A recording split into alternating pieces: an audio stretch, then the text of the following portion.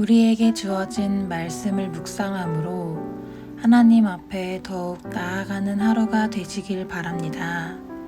다 함께 사도신경으로 우리의 신앙을 고백하겠습니다. 전능하사 천지를 만드신 하나님 아버지를 내가 믿사오며 그 외아들 우리 주 예수 그리스도를 믿사오니 이는 성령으로 잉태하사 동정녀 마리아에게 나시고 본디오 빌라도에게 고난을 받으사 십자가에 못 박혀 죽으시고 장사한 지 사흘 만에 죽은 자 가운데서 다시 살아나시며 하늘에 오르사 전능하신 하나님 우편에 앉아 계시다가 저리로서 산자와 죽은 자를 심판하러 오시리라. 성령을 믿사오며 거룩한 공회와 성도가 서로 교통하는 것과 죄를 사하여 주시는 것과 몸이 다시 사는 것과 영원히 사는 것을 믿사옵나이다. 아멘.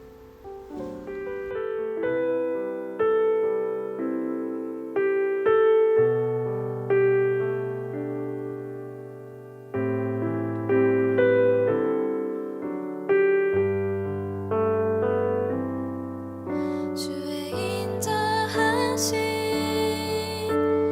그 사랑이 내 생명보다 나으며 위로하시는 주 손길은 내 눈물보다 귀하다. 변함이 없는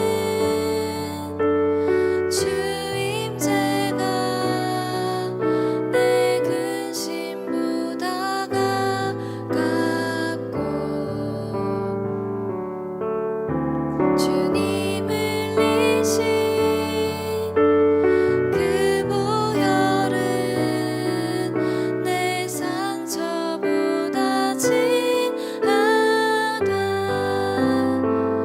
결국 내 주님과 함께 사는 것 나의 영원한 소원. 주의 아름다움 안에 사는 것 나의 영원한 기쁨. 결국 내 주님과 함께 사는 것 나의 영원한 소원. 주의 아름다움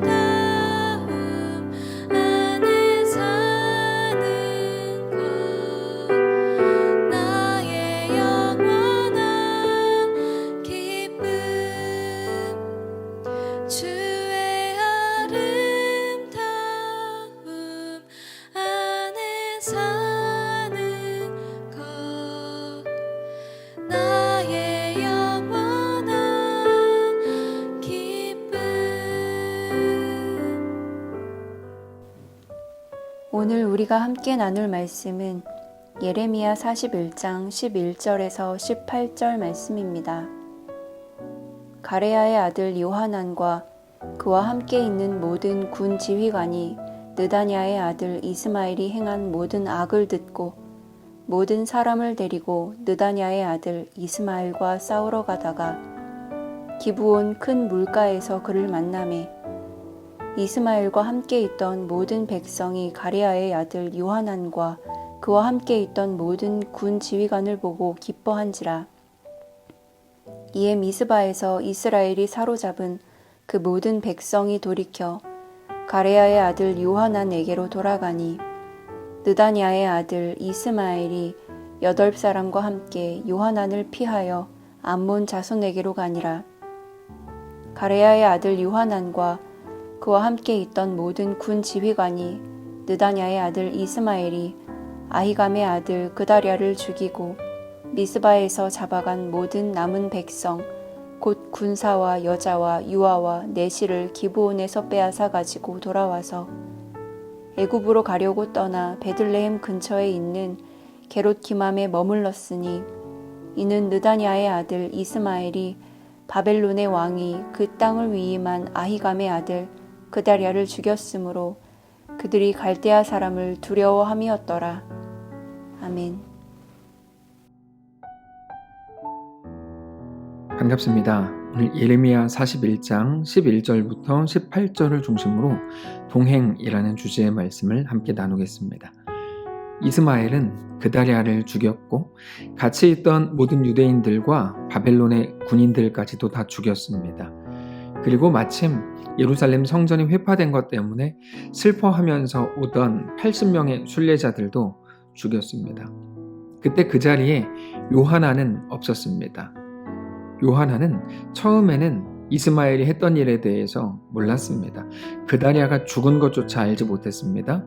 그러나 나중에 그 모든 사실을 알게 되죠. 그래서 요하나는 모든 군 지휘관들을 이끌고 이스마엘과 싸우기 위해서 기브와 큰 물가로 갑니다. 11절입니다. 가레아의 아들 요하난과 그와 함께 있는 모든 군 지휘관이 느다냐의 아들 이스마엘이 행한 모든 악을 듣고 모든 사람을 데리고 느다냐의 아들 이스마엘과 싸우러 가다가 기브온 큰 물가에서 그를 만났다. 이렇게 되어 있습니다. 그때 이스마엘과 함께 있던 모든 사람들, 이스마엘에게 잡혀있던 모든 사람들은 요하난을 보면서 매우 기뻐합니다. 이스마엘에게서 풀려날 절호의 기회라고 여겼기 때문이죠. 13절입니다. 이스마엘과 함께 있던 모든 백성이 가레아의 아들 요하난과 그와 함께 있던 모든 군 지휘관을 보고 기뻐한지라. 그리고는 이제 모든 사람들이 이스마엘에게서 요하난에게로 도망을 치기 시작하죠. 14절입니다. 이에 미스바에서 이스마엘이 사로잡은 그 모든 백성이 돌이켜 가레아의 아들 요하난에게로 돌아가니 그 모습을 보면서 이스마엘도 상당히 위협을 느낍니다. 그래서 자기와 함께 있던 8명과 함께 요하난을 피해서 암몬 자손에게로 도망을 치죠. 사실 이스마엘과 처음에 같이 있었던 사람들은 10명이었는데 아마 2명은 중간에 헤어졌거나 죽었을 것으로 생각이 됩니다. 그래서 8명만 남았고 8명이 도망을 치는 거죠. 15절입니다. 느다냐의 아들 이스마엘이 8사람과 함께 요하난을 피하여 암몬 자손에게로 가니라. 자, 우리는 본문을 보면서 요하난이 이스마엘에게 그다랴의 복수를 제대로 해주기를 기대합니다. 그러나 요하난은 이스마엘을 죽이지 못했고 단지 이스마엘과 함께 있는 백성들을 구출하는 데에만 성공하죠. 우리는 그게 정당하지 않다고 생각합니다. 이스마엘이 그다랴를 죽였고 많은 사람들을 죽였기 때문에 요하난도 반드시 죽임을 당했어야 된다고 생각합니다. 그러나 현실은 그가 죽지 않고 암몬으로 도망쳤다는 사실이죠. 그리고 나서 이스마엘에 대한 이야기는 그 이후에 나오지 않습니다. 그가 어떤 삶을 살았는지, 그의 최후가 어땠는지 우리는 알지 못합니다. 자, 이제 남유다가 멸망한 후에 권력 구도가 어떻게 됐는지를 우리가 충분히 생각을 할 수 있는데 처음에 그다랴가 바벨론으로부터 권력을 위임받죠. 그것을 이스마엘이 강탈합니다. 그다랴를 죽이고 자기가 백성들을 포로로 끌고 가려고 하던 중이었죠. 근데 그때 다시 요하난이 이스마엘로부터 백성들을 구출합니다. 그러니까 이제는 요하난이 권력을 쥐게 된 거죠. 그때까지만 해도 백성들은 이스마엘에게서 풀려났다는 사실 때문에 요하난에게 큰 기대를 했던 것으로 보입니다. 이제 요하난이 좋은 권력자가 되기를 바라는 마음을 모두가 가지게 되는 거죠. 그다랴는 괜찮았거든요. 좋은 인격의 소유자였죠. 그와 같은 좋은 권력자가 되기를, 요하난이 그렇게 되기를 모두가 바라는 거죠. 근데 요하난은 결국 좋은 통치자가 되지 못합니다. 오늘 본문을 보면 요하난은 그 백성들을 갑자기 애굽으로 끌고 갑니다. 이게 굉장히 이상한 일입니다. 16절. 가레아의 아들 요하난과 그와 함께 있던 모든 군 지휘관이 느다냐의 아들 이스마엘이 아히감의 아들 그다랴를 죽이고 미스바에서 잡아간 모든 남은 백성 곧 군사와 여자와 유아와 내시를 기브온에서 빼앗아 가지고 돌아와서 애굽으로 가려고 떠나 베들레헴 근처에 있는 게롯 김함에 머물렀다. 이렇게 돼 있는데요. 이게 너무 이상한 거죠. 왜 갑자기 요하난이 백성들을 애굽으로 끌고 가냐고요. 그럴 거면 처음부터 암몬 자손으로 끌고 가는 이스마엘에게서 백성들을 되찾아온 이유는 뭡니까? 자기가 애굽으로 끌고 가겠다 그러면 뭐하러 그렇게 다시 되찾아옵니까? 아주 이상한 일이에요. 이스라엘 백성들 입장에서 암몬에게 가는지 애굽에게 가는지 그게 뭐가 그렇게 다른 차이가 있는 거죠? 이상한 겁니다. 그런데 그 이유에 대해서 성경이 아주 분명히 이렇게 말합니다. 요하난 그가 바벨론을 두려워했기 때문이다. 이렇게 말합니다. 18절. 이는 느다냐의 아들 이스마엘이 바벨론의 왕이 그 땅을 위임한 아히감의 아들 그다랴를 죽였으므로 그들이, 여기서 말하는 그들이는 요하난을 말하는 겁니다. 그들이 갈대아 사람, 바벨론 사람들을 두려워함이었더라. 이렇게 말하죠. 바로 그거. 요하난이 모든 백성들을 애굽으로 끌고 가려고 했던 것은 오로지 자기 머릿속에 있는 상상력 때문이었다는 겁니다. 무슨 말인가 하면 요하난은 이스마엘이 그다랴를 죽인 것을 이제 바벨론이 들을 거고, 그러면 그다랴를 끝내 지키지 못한 자기에게도 어떤 식으로든지 책망이 올 거고, 그러면 자기는 바벨론에게 어떤 일을 어떻게 당하게 될지 모르기 때문에 바벨론 왕을 무서워하면서 애굽으로 도망쳐야지, 그래야 내가 살겠다, 이 생각을 했다는 겁니다. 근데 자기 혼자 갈 수 없죠. 모든 백성들을 이끌고 가면 자기를 대우해주지 않을까? 이 정도 생각을 했던 것으로 보입니다. 근데 그 결정이 너무 성급한 겁니다. 아니, 성급하다 못해 어리석은 결정이었던 거죠. 자기는 바벨론이 두려워서 그런 결정을 했다고 말할지 모르지만 아마도 바벨론이 그 모든 사실에 대해 알게 된다고 해도 요하난에 대해서 어떤 위협도 가하지 않았을 가능성이 상당히 높습니다. 왜냐하면 요하난이 특별히 잘못한 게 없거든요. 그리고 나중에 백성들까지 되찾아왔기 때문에 조금만 생각해보면 요하난이 바벨론으로부터 당하게 될 어떤 해악은 없을지도 모르겠다는 게 정당할 수 있는 생각입니다. 근데 요하난은 그 순간 그렇게 생각하지 못하고 애굽으로 가죠. 자, 요하난이 왜 그렇게 애굽으로 가려고 했던 걸까요? 그 중심에 있는 생각의 뿌리가 무엇일까요? 그거는 분명히 선조들로부터 내려온 애굽에 대한 뿌리 깊은 믿음 때문이었습니다. 애굽에 대한 믿음이라는 말은 애굽이라면 우리를 지켜줄 거라고 하는 그 믿음을 말합니다. 그런데 그 애굽에 대한 믿음이야말로 하나님에 대한 믿음 없음이라고 성경은 계속해서 말씀을 하십니다. 애굽에 대한 믿음은 유다의 많은 왕들이 가졌던 믿음입니다. 시드기야도 처음부터 끝까지 애굽에 대한 믿음을 가지고 살다가 완전히 패망한 겁니다. 바벨론이 와서 애굽의 실체를 보여주거든요. 너네가 믿던 애굽 그거 아무것도 아니라는 거를 직접 보여주었지만 유다의 백성들은 여전히 애굽에 대한 믿음을 가지고 있었습니다. 애굽으로 돌아가고자 하는 아주 강력한 욕구를 가지고 있었습니다. 근데 그 애굽으로 돌아가겠다고 하는 그 마음은 사실 출애굽 직후부터 있었던 마음이었습니다. 하나님께서 모세를 보내서 그들을 출애굽하셨지만 그들 앞에 문제가 나타날 때마다 그들은 애굽으로 돌아가야지 이런 마음을 계속 갖습니다. 애굽으로 돌려보내 주십시오. 애굽으로 돌아가게 해주십시오. 광야에서 죽느니 애굽에서 종살이하다 죽겠습니다. 이런 식으로 계속 얘기해요. 그리고 바로 그 애굽을 의지하려는 마음이 이스라엘 역사 내내 반복됩니다. 자, 그들은 도대체 왜 그랬을까요? 그 이유는 단순합니다. 애굽은 눈에 보이는 존재거든요. 당장 달려가서 도움을 요청하면 뭐라도 해줄 것처럼 하는 게 애굽입니다. 그래서 사실은 애굽이라는 존재에 대해서는 믿음이라는 게 필요 없습니다. 여러분, 눈에 보이는 것이 믿음의 반대말이라고 말씀을 드렸죠. 애굽은 눈에 보이거든요. 원하는 대로 다 해주죠. 거기에는 믿음이 들어갈 틈이 없는 거야. 반면 하나님은 다르죠.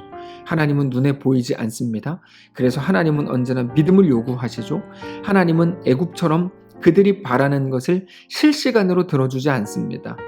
그 이유는 그들에 대한 애굽의 목적과 그들에 대한 하나님의 목적이 다르기 때문입니다. 애굽은 이스라엘에게 잘해주어서 이스라엘을 자기의 종으로 만들려고 하는 게 그의 목적이고, 하나님은 이스라엘로 하여금 하나님과 영원히 동행하는 하나님의 백성, 하나님의 자녀가 되게 하시는 것이 그 목적입니다. 그런데 이스라엘은 끝내 하나님의 백성이 되기보다 애굽의 종이 되더라도 당장의 문제만 없앨 수 있다면 그러면 된다고 생각한 것이죠. 그러나 우리를 정말로 살게 하는 건 당장의 만족이 아닙니다. 우리에게 대한 놀라운 계획을 가지신 우리 하나님으로 인해서 우리는 영원히 살게 되는 것입니다. 비록 오늘 실패인 것처럼 보이는 길이라고 하더라도 우리가 하나님 안에 있다면 그 길은 반드시 성공적인 길인 것을 믿으시기 바랍니다. 여러분, 요하나는 얼마 동안 아주 잘 오는 것 같았습니다. 그다리아를 보필하면서 이제는 애굽이 아니라 하나님의 사람으로 설 수 있을 것처럼 보인 거죠. 그러나 당황스러운 어려움이 닥치자 한순간에 애굽을 향해서 그 몸을 돌이키더라는 겁니다. 오늘 우리의 모습이 그렇지 않기를 원합니다. 우리 앞에 아무리 당황스러운 일이 일어난다고 해도 나는 하나님의 백성이고 오직 하나님만 나의 피난처요, 피할 바위요, 나를 온전히 일으키시는 분이라고 하는 사실을 마음에 꼭 간직하실 수 있기를 원합니다. 그렇게 우리 앞에 있는 모든 일들 속에서 더욱더 하나님을 바라보고 하나님과 믿음으로 동행하는 거룩한 주의 성도들 되시기를 주님 이름으로 축복합니다. 기도하겠습니다. 살아계신 하나님, 눈앞에 보였던 애굽을 따라다니는 게 우리의 모습이었는지도 모릅니다. 형태가 다르고 내용이 다르지만 그 중심은 그들과 같았는지도 모릅니다. 우리를 불쌍히 여겨주시고 이제 눈앞에 있는 게 전부가 아니고 영원하신 하나님을 믿는 믿음으로 우리의 삶을, 우리의 오늘을 넉넉히 살게 하옵소서. 우리 주인 되신 살아계신 예수님의 이름으로 기도합니다. 아멘. 사랑하는 성도 여러분, 하나님께서 오늘 하루를 또 우리에게 허락하셨습니다. 어디에 계시든지 그곳에서 영원한 하나님을 믿음으로 바라보시고 하나님과 믿음으로 동행하는 귀한 우리의 오늘의 삶이 되시기를 바랍니다.